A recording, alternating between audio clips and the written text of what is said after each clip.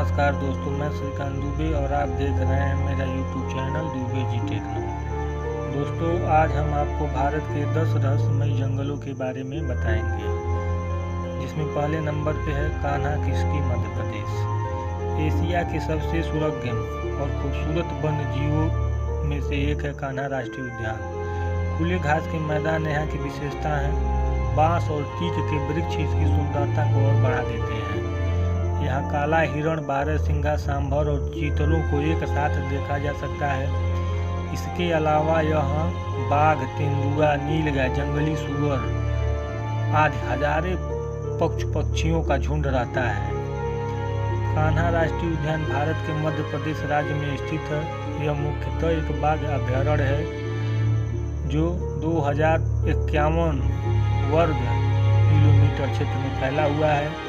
मंडला और जबलपुर शहर से सड़क मार्ग द्वारा कान्हा राष्ट्रीय उद्यान तक पहुंचा जा सकता है। प्राकृतिक सुंदरता और वास्तुकला के लिए प्रसिद्ध कान्हा राष्ट्रीय उद्यान का नाम यहाँ की चिकनी मिट्टी के कारण पड़ा, जिसे स्थानीय भाषा में कन्हार कहा जाता है। एक और मान्यता है कि इस वन के पास एक गांव में कान्वा नाम के सिद्ध पुरुष रहते थे। उन्हीं के नाम पर इस उद्यान का नाम कान्हा रखा गया है। मध्य प्रदेश के मंडला के नज़दीक इस उद्यान से ही रुडयार्ड किपलिंग को जंगल बुक लिखने की प्रेरणा मिली। यह राष्ट्रीय उद्यान 1945 वर्ग किलोमीटर क्षेत्र में फैला हुआ है। यह घोड़े के खुर के आकार का है। सतपुड़ा पर्वत की घाटियों से घिरा हुआ यह बेहद हरा भरा है। इन पहाड़ियों की ऊंचाई 450 से 900 मीटर तक है। यह 2 हिस्सों में विभक्त है, हेलन और बंजर क्षेत्र। 1879 से 1910 ईस्वी तक यह स्थान अंग्रेजों की शिकारगाह रहा करता था। 1933 में इसे अभयारण्य के तौर पर स्थापित कर दिया गया तथा 1955 में इसे राष्ट्रीय उद्यान घोषित कर दिया गया। दूसरे नंबर पर है काजीरंगा राष्ट्रीय अभयारण्य, असम। काजीरंगा गुवाहाटी से 250 किलोमीटर पूर्व और जोरहट से 97 किलोमीटर पश्चिम में स्थित है। काजीरंगा राष्ट्रीय उद्यान मध्य प्रदेश, असम में 430 वर्ग किलोमीटर क्षेत्र में फैला है। इसे यूनेस्को ने अपनी धरोहर में शामिल कर रखा है। यह उद्यान एक सींग वाले भारतीय गैंडे का निवास है। काजीरंगा को वर्ष 1905 में राष्ट्रीय उद्यान घोषित किया गया था। सर्दियों में यहाँ साइबेरिया से कई मेहमान पक्षी भी आते हैं।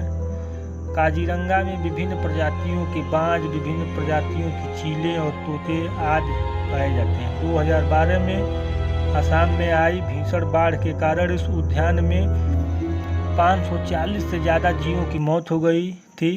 यहाँ बाढ़ का खतरा बना रहता है।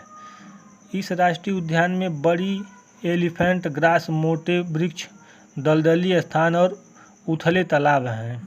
एक सींग वाला गैंडा, हाथी, भारतीय भैंसा, हिरण, सांभर, भालू, बाघ, चीते, बिल्ली, लंगूर, हुलाक, गिब्बन, भेड़िया, शाही, अजगर, अनेक प्रकार की चिड़ियाँ, बत्तख, कलहंस, हार्बलिन, आइबिस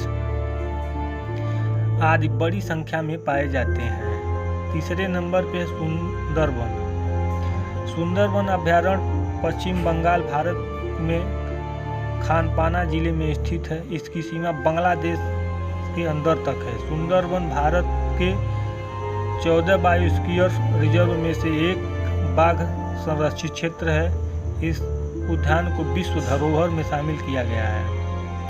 कई दुर्लभ और प्रसिद्ध वनस्पतियों और बंगाल टाइगर के निवास स्थान सुंदरवन को सुंदरवन भी कहा जाता है, जो भारत तथा बांग्लादेश में स्थित विश्व का सबसे बड़ी नदी डेल्टा भी है। बंगाल की खाड़ी में हुगली नदी के मुहाने सरत से मेघना नदी के मुहाने बांग्लादेश तक 260 किमी तक विस्तृत एक व्यापक जंगली एवं लवणीय दलदली क्षेत्र, जो गंगा डेल्टा का निचला हिस्सा बनाता है।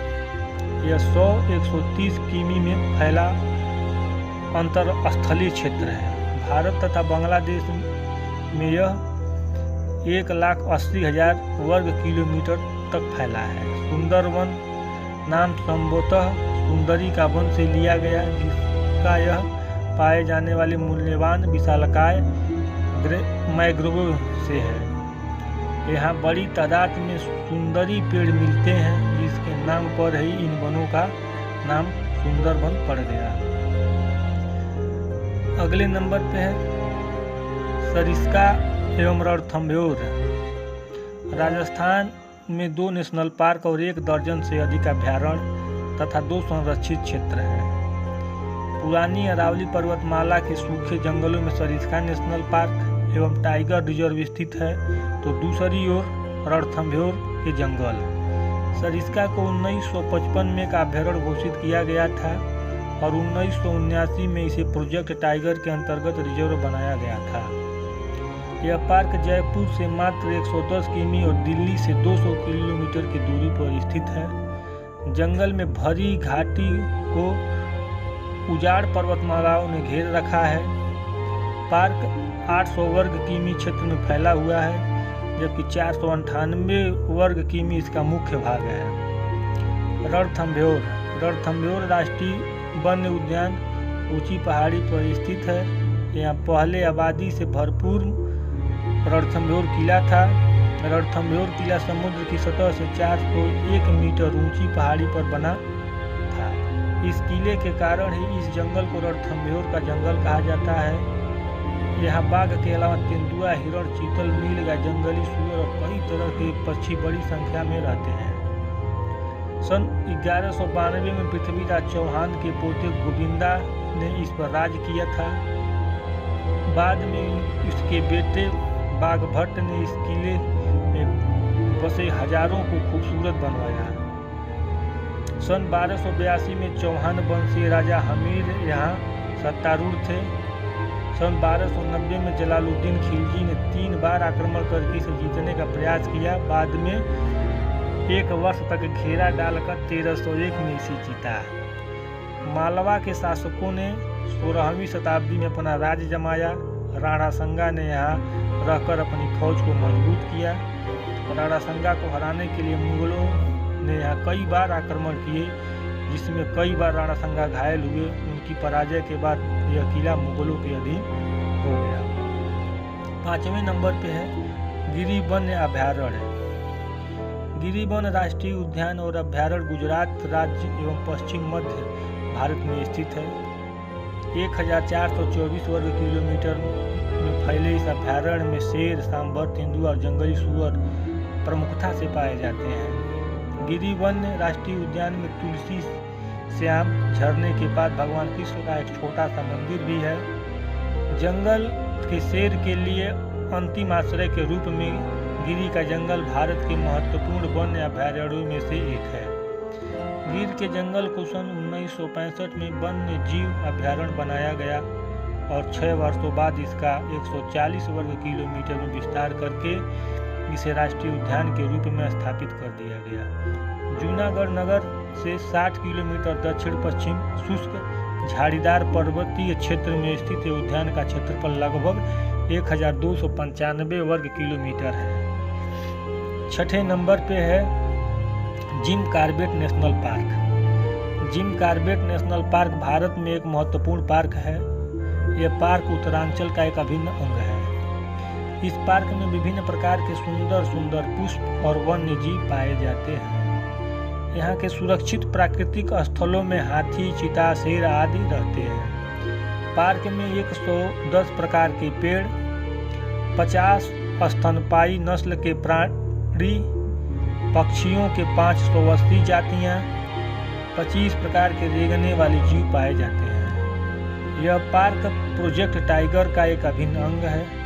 रघुराई तथा जगदीप राजपूत जो अपने आने जाने माने फोटोग्राफर हैं, ये वन्य जीवों के सौंदर्य को अपने चित्रों में केंद्रित किया करते हैं। पार्क के प्राकृतिक पहाड़ों की गोद में चीते दिखाई देते हैं। विभिन्न प्रकार के नटरनल बिल्लियां यहाँ पाई जाती हैं। इसके अलावा अनेक जंगली बिल्लियां भी मिलती हैं। स्थूल भालू पार्क के निचले हिस्से में पाए जाते हैं तथा हिमालयन ब्लैक भालू पहाड़ी की ऊंचाइयों पर रहते हैं। रामगंगा नदी के किनारे आप स्नाउट मछली को खाने वाले घड़ियाल, मगरमच्छ मिलते हैं। पथरीली पहाड़ियों के किनारे आपको घुराल भी मिल सकते हैं। अगर सामने से शेर या चीता आ रहा हो तो लंगूर तथा बंदर अपनी आवाज़ से पूरे जंगल को उनके आने की चेतावनी देते रहते हैं। छठे नंबर पे है 7वां जंगल, बांदीपुरा राष्ट्रीय उद्यान।